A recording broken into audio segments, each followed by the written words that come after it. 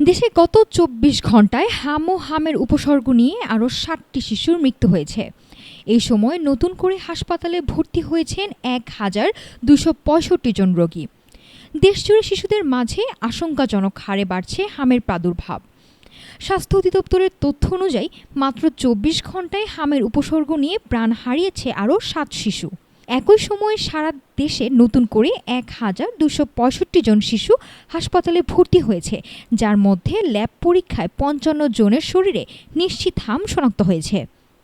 পরিসংখ্যান বলছে, গত ১৫ই মার্চ থেকে শুরু হওয়া এই প্রাদুর্ভাবে এই পর্যন্ত ৬০১টি শিশুর করুণ মৃত্যু হয়েছে। আক্রান্তের সংখ্যা ছাড়িয়েছে ৭৪,০০০।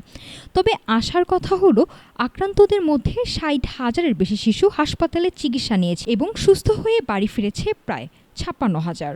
চিকিৎসকরা বলছেন, হাম প্রতিরোধের সবচেয়ে কার্যকর উপায় হলো সময় মতো নিয়মিত টিকা দেওয়া। এই সংকটময় পরিস্থিতিতে শিশুদের সুরক্ষায় টিকাদান কর্মসূচি আরও জোরদার করার পাশাপাশি অভিভাবকদের সর্বোচ্চ সচেতন থাকার পরামর্শ দিয়েছেন স্বাস্থ্য বিশেষজ্ঞরা। নাফিসা সামিয়া, ঢাকা টুডে।